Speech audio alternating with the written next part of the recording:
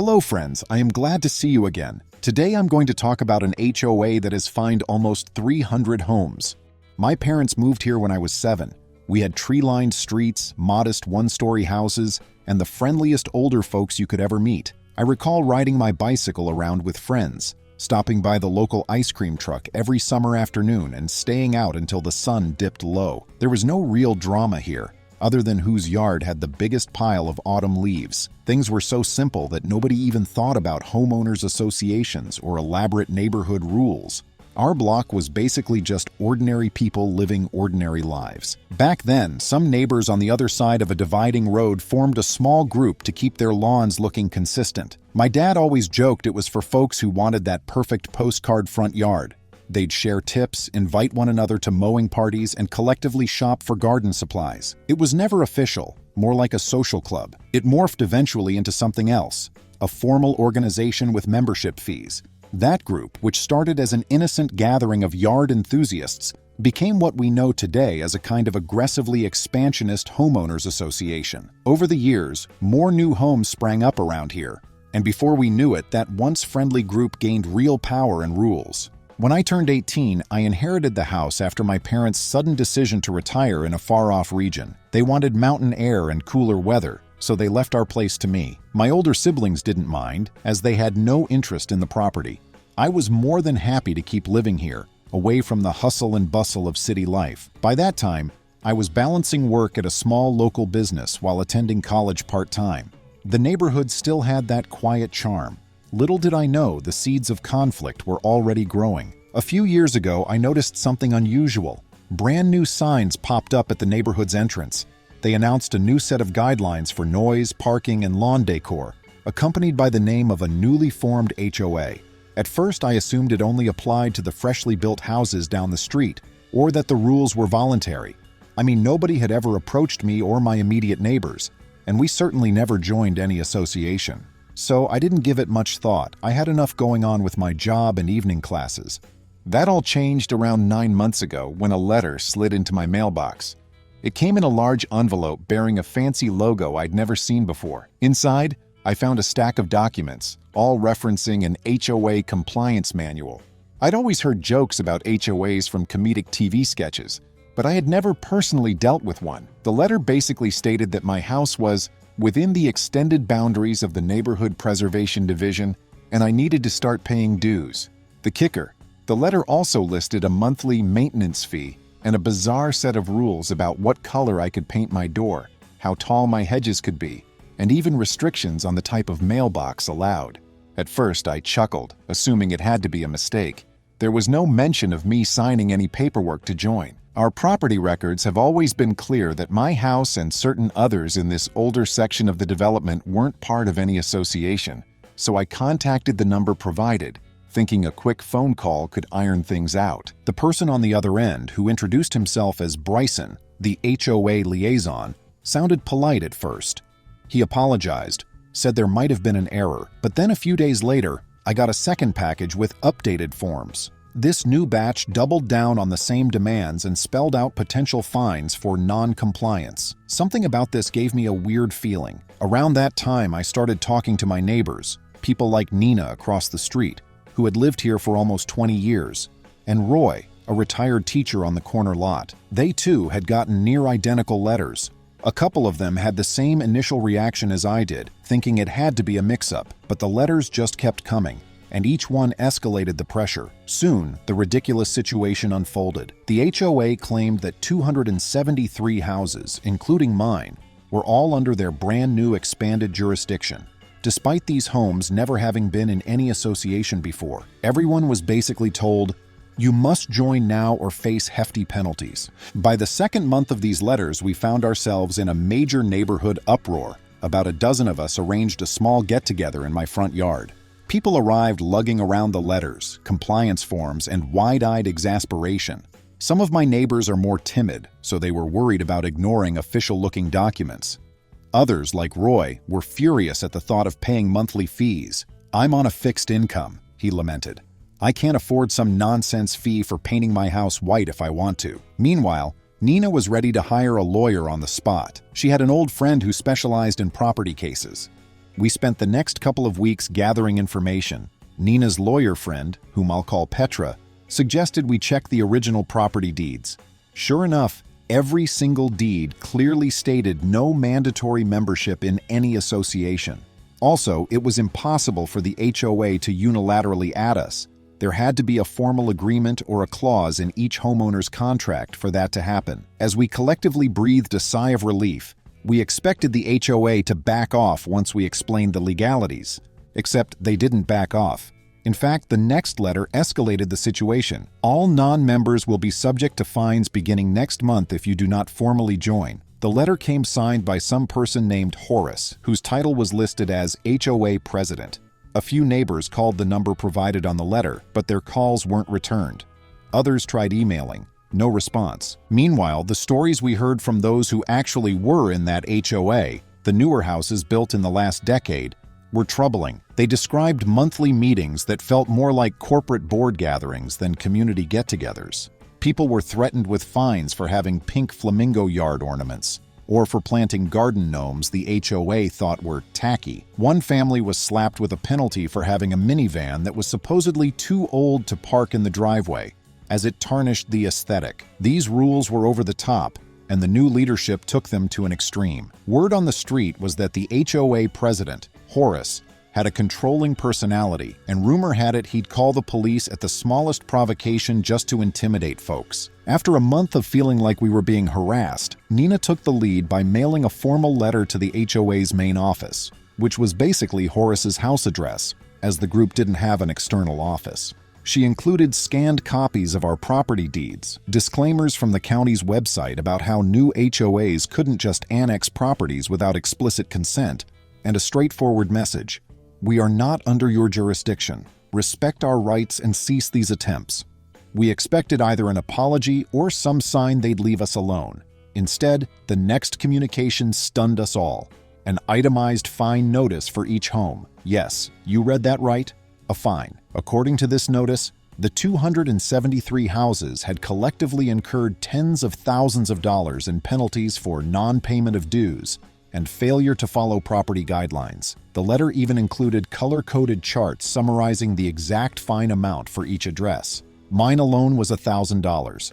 Others were hit with even more. The justification? We had all refused to maintain standard guidelines and refused membership. It was surreal to see something so official-looking and yet so blatantly illegal. Roy was fuming.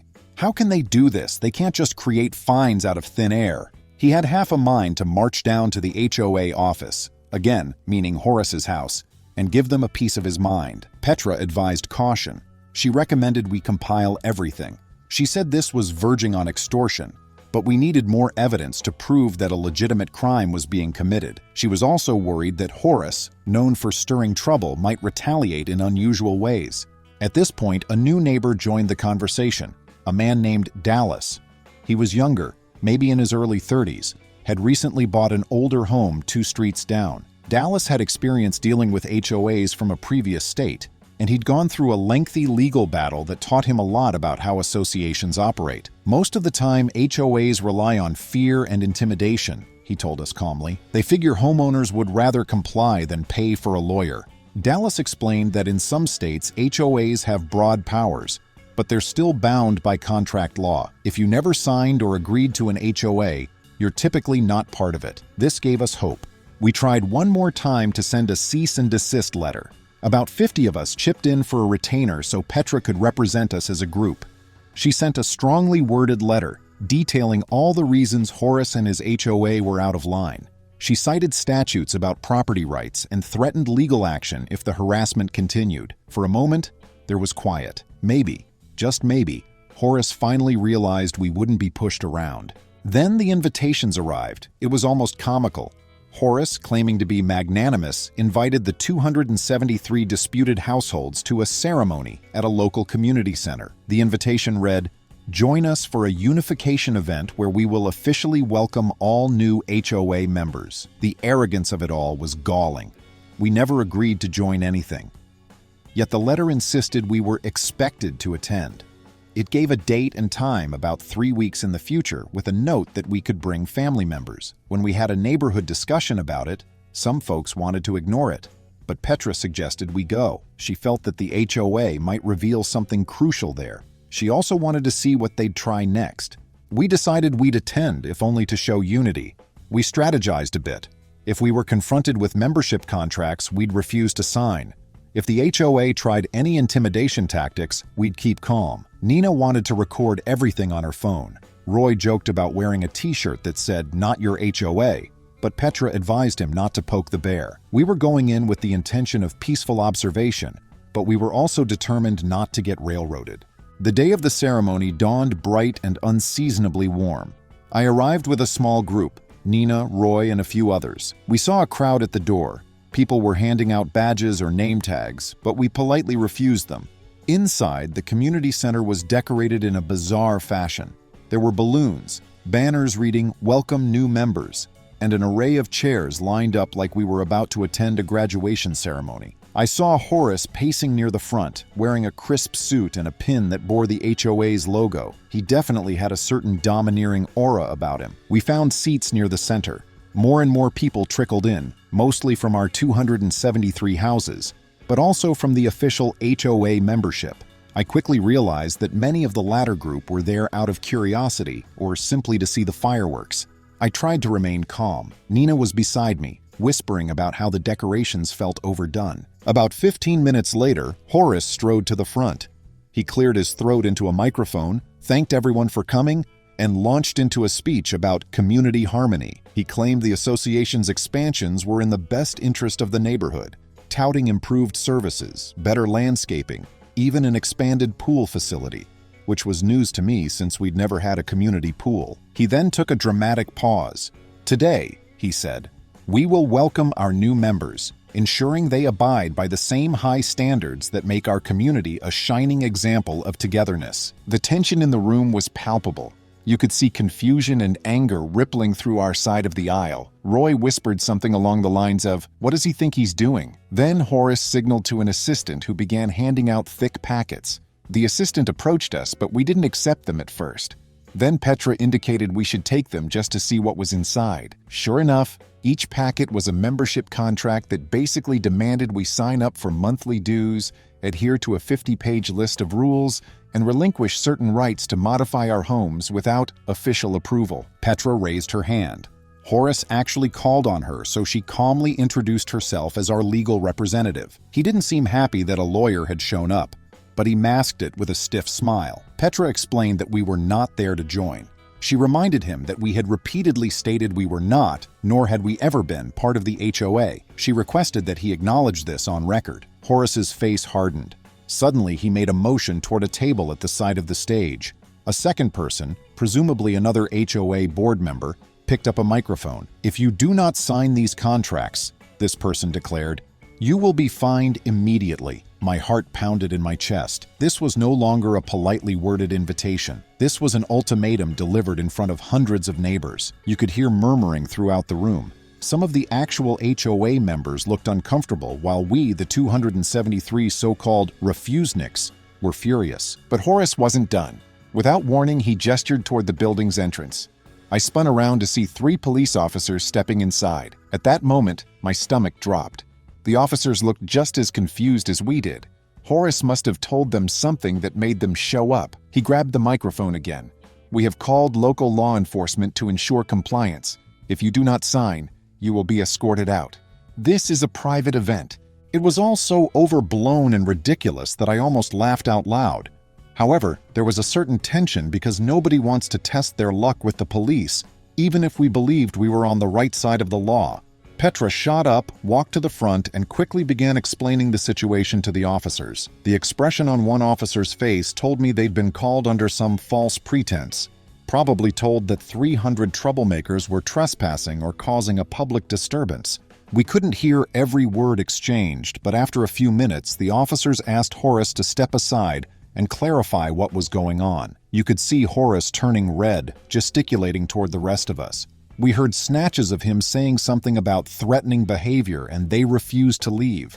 But we'd only just arrived, and we were fully prepared to leave if asked. We hadn't done anything. Petra continued calmly stating the facts. Nina quietly recorded video on her phone. At last, the officers turned back to address the room. One of them said, "Is there a reason you're all here against your will?" People started explaining that we were invited, but then threatened. The lead officer exhaled, nodded, and said, "All right, folks, this is a civil matter. If you're not comfortable signing anything or being here, you can leave." That caused a burst of applause from some in our group. Horace looked like he was about to explode. "They're trespassing, officer," he barked. "I told them this was private. They need to pay their fines or be removed." The officer frowned, then asked, "Do you have an actual contract that states they have to be here?" Horace was speechless for a second, flipping through papers. I thought that was the end, but Horace made a colossal mistake. He shouted, "These people owe the association thousands of dollars. They've been refusing to pay for months, and they're damaging our property values. We have the right to make them comply." His voice was shaking with anger. That's when the officer quietly asked him, "Sir, did you call us simply because they wouldn't sign these forms?" Horace didn't even try to hide it. He just kept doubling down. The officer's expression hardened. They calmly asked Horace for his full name and identification. Then the officer mumbled something into his radio, stepped aside, and re-entered the building a moment later, the tension thick as tar. The next moments were surreal. Another officer, looking quite exasperated, approached Horace. We overheard him say, "You've been warned before about filing false claims, sir." The conversation went in hushed tones, but it became clear that Horace had a history of calling the police for trivial reasons. Once to threaten a homeowner about a fence, another time about a barbecue that went past 8 p.m. The neighbors from the official HOA side confirmed that he'd done this at least twice in the last year. An hour later, it was official. The officers ended up arresting Horace right there. They led him away in handcuffs, stating this was his third time abusing emergency services with false claims, plus the possibility of harassment and intimidation. I couldn't believe my eyes. The entire crowd was in shock. Some folks from the official HOA membership looked embarrassed, but many of them seemed relieved, as though a huge weight was lifted. Horace had been apparently ruling with an iron fist for too long. With Horace gone, the rest of the ceremony fizzled into complete disarray. Many of us simply left, happy to be out of there. But the story didn't end right away. Over the next few weeks, Petra helped us file a formal complaint against the HOA for harassment, citing the endless fines and threats as evidence. We learned that the local authorities had also launched an investigation into possible fraud. The association's board tried to regroup, but they struggled because Horace had basically orchestrated everything himself, and now he was out of the picture. We decided to stay proactive. We wrote to the county, emphasizing that we never wanted to be part of the HOA. The county clerk responded with an official statement affirming that no expansion of an HOA's boundaries is valid without unanimous consent of existing property owners. Since none of us had given that consent, the HOA had no authority over our addresses whatsoever. This became a powerful piece of evidence, and we spread the news widely among our 273 houses, making sure nobody got tricked again. You'd think that would be enough drama for one lifetime. But a few side plots also bubbled up in the aftermath. Plotline 1, Roy's backyard fence. Roy, remember, is the retired teacher on the corner lot. He had always wanted to install a taller, more secure fence because he had grandkids who played in the yard. But he was initially worried the HOA might come after him if he did that. Once it was confirmed that his property wasn't under their control, Roy went ahead with the project. Ironically, one neighbor from the official HOA side tried to complain, but Roy politely pointed out that they had absolutely no say in his fence. Roy's fence stands tall and his grandkids love the privacy. Plotline 2, Nina's new paint job. Nina had wanted to repaint her house from a faded gray to a nice pastel color. This was one of the big reasons the HOA was after her. Apparently, they had a rule that only earth tones were allowed. Once Horace was gone, Nina went full steam ahead and painted her home the shade she'd always wanted. It looks great, and no one can say otherwise. Some neighbors from outside the forced group admired her spunk, and a couple joined in by freshening their own paint jobs in direct defiance of the old aesthetic rules. Plotline 3, Dallas's Community Watch. Dallas, the younger neighbor with HOA legal experience, stepped up to form a volunteer-based community watch group. Unlike the HOA, which used intimidation and fines, Dallas's group focuses on positive neighborhood engagement, assisting neighbors who need help with yard work or hosting small potluck gatherings. The local police department likes the idea, since it fosters cooperation without burdening them with pointless calls. Where Horace used threats, Dallas uses mutual support and kindness. Plotline 4: The Mass Fines Fiasco.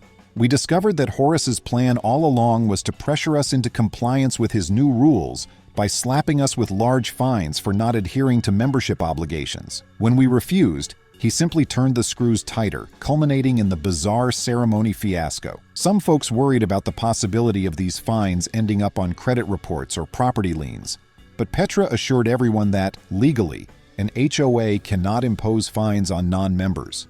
If they tried, they'd lose in court. The sense of relief was huge, especially for seniors on fixed incomes who had been most anxious about these threats. Plotline 5: Horace's legal troubles. After he was taken away in handcuffs, Horace spent a short time in custody. He bailed out, but then faced a hearing for the repeated false police calls. From what we've gathered, the judge took a hard stance. This was Horace's third offense, and the court didn't appreciate him using law enforcement as his personal intimidation tool. Plus, allegations of fraud related to the fines spurred an investigation into the HOA's finances. I heard from one of the official HOA members that Horace had misused funds to organize lavish events to show off his leadership. That spelled even more trouble. In the weeks following Horace's arrest, the HOA board members scheduled an emergency session among themselves to figure out what they could do. It turned out that half of them were also tired of Horace's authoritarian style, but felt they couldn't speak up. They approached Petra, wanting to meet with her and some representatives from our group to try to mend fences. Figuratively speaking, of course. I was invited, along with Nina and Roy, to sit down at a round-table discussion in a neutral location, the library meeting room in the next town over. The conversation started off stiff. One board member, a soft-spoken woman named Carly, admitted they regretted giving Horace so much control. Another, a more stoic man named Jason, apologized if any of them contributed to the tension. They tried to clarify that they believed new membership might strengthen the community, but they never intended for it to become a forced situation. They blamed Horace for abusing the rules. We listened carefully, though it was hard not to be upset about how everything had happened. We told them in no uncertain terms we had zero interest in joining the HOA. We also wanted all record of fines permanently removed and an official statement sent to each of us, acknowledging we were never part of their group. The board seemed to understand that was non-negotiable.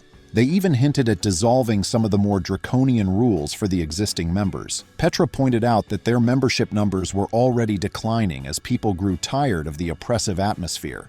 If the HOA wanted to survive, they'd need to scale back the insane restrictions and find a friendlier approach. A few days after that meeting, each of the 273 households received a letter from the newly restructured HOA board. It contained a formal apology, a release of any claims they'd previously made about fines, and an explicit statement that our properties were exempt from their rules. We felt a wave of relief. Our group decided not to pursue a class action lawsuit, since it looked like the new board was genuinely making an effort to remedy the situation, and Horace, the main instigator, was already facing legal consequences. Petra explained that we could still sue if anything like this happened again, but for now, cooler heads prevailed. The sense of community that followed was astonishing. People from the 273 houses started forming their own neighborhood committees, purely for social activities and block parties. Without Horace looming over everything, some of the official HOA folks reached out in an effort to build friendly bridges. Turns out many of them were nice people who'd been roped into a system they didn't fully agree with. We hosted a big cookout at the local park to celebrate that the ordeal was over. Someone even printed t-shirts that said, "Freedom from forced HOAs." That might sound a bit dramatic, but after all the stress, we wanted to embrace the victory.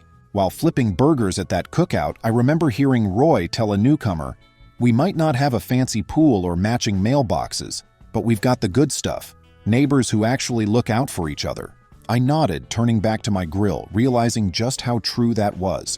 Despite the outrageous events, the end result was a neighborhood that came together in the face of intimidation. Over the following months, as life settled down, I found myself reflecting on how easily a single determined individual can cause so much trouble. Horace had the nerve and cunning to try and coerce 273 homeowners into paying dues for something none of us wanted.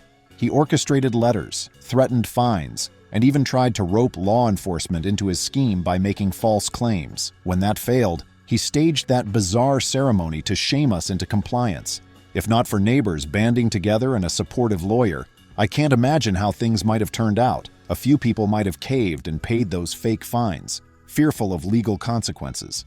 Others might have ended up in protracted court battles without representation. But because we supported each other, the entire fiasco ended with the right result. Now, the biggest question people ask me is, will the HOA try something like this again under new leadership? I doubt it. The new leadership seems determined to repair their reputation. They've made changes, such as relaxing yard ornament rules and discontinuing certain arbitrary fees.